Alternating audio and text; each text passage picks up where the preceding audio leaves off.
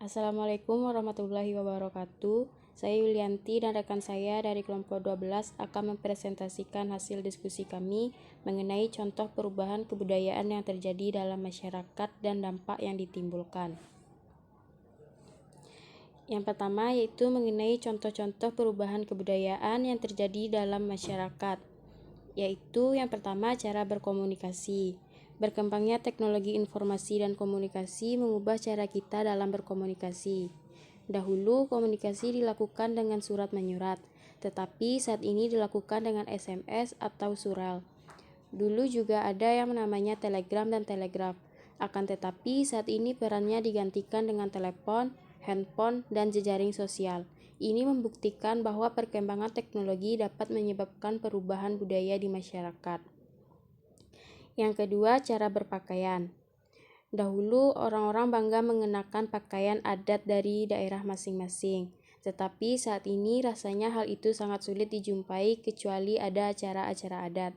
Cara berpakaian dipengaruhi dari informasi-informasi yang didapatkan dari berbagai media seperti TV dan internet.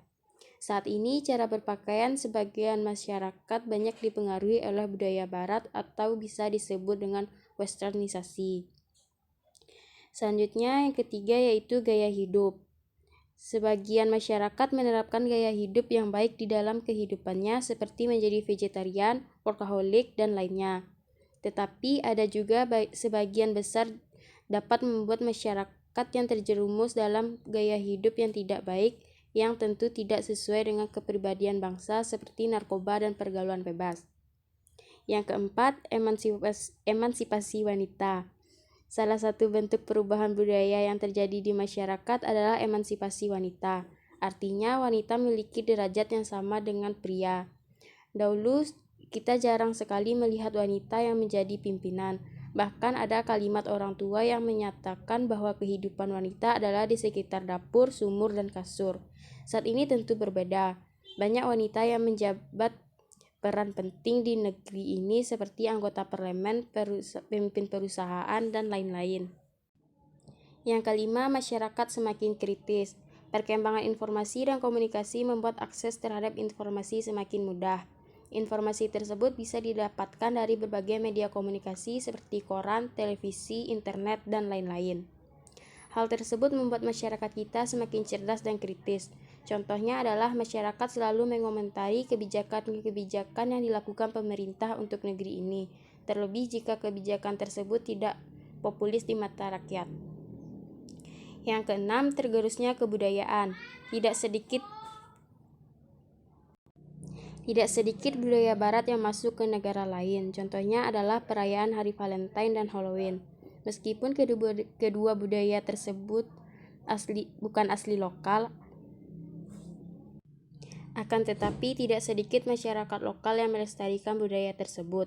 Banyak masyarakat yang menyatakan bahwa budaya asing jauh lebih menarik ketimbang budaya kita sendiri. Hal ini menyebabkan ketertarikan kepada budaya lokal semakin menurun.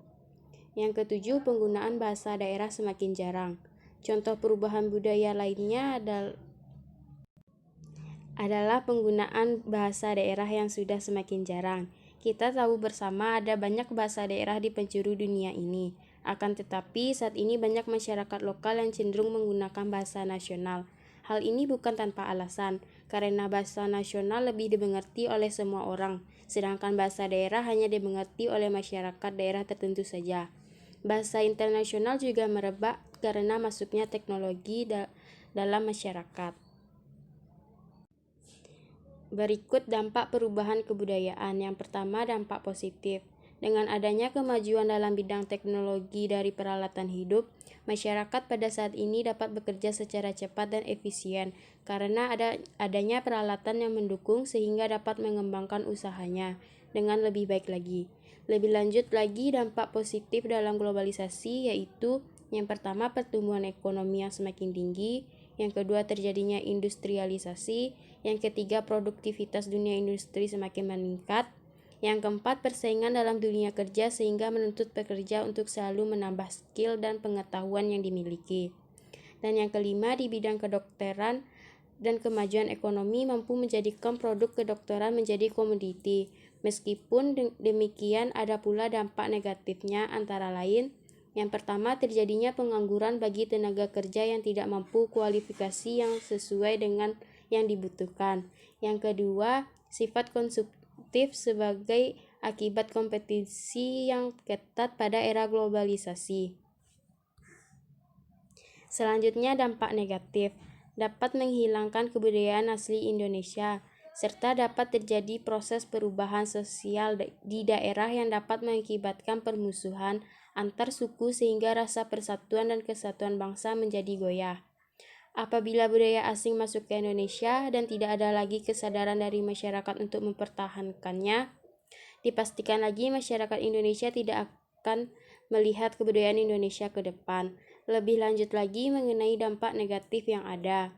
Yang pertama, penyalahgunaan fungsi.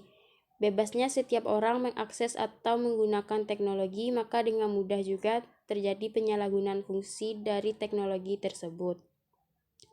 Yang kedua, pemborosan biaya. Teknologi yang tidak akan ada habisnya akan membuat para penggunanya tidak pernah puas sehingga perlu biaya untuk selalu mengupdate teknologi yang mereka miliki ataupun penggunaan teknologi komunikasi yang semakin meluas. Juga diikuti penambahan biaya. Selanjutnya, global warming. Pengalihan kinerja manusia ke mesin tentu makin menyebabkan polusi udara, sehingga memperparah pemanasan global. Namun, akhir-akhir ini para produsen teknologi telah memproduksi segala kebutuhan teknologi yang diimbangi dengan pelestarian alam dan ramah lingkungan. Sekian dari kelompok kami. Apabila ada kesalahan, mohon dimaafkan. Assalamualaikum warahmatullahi wabarakatuh.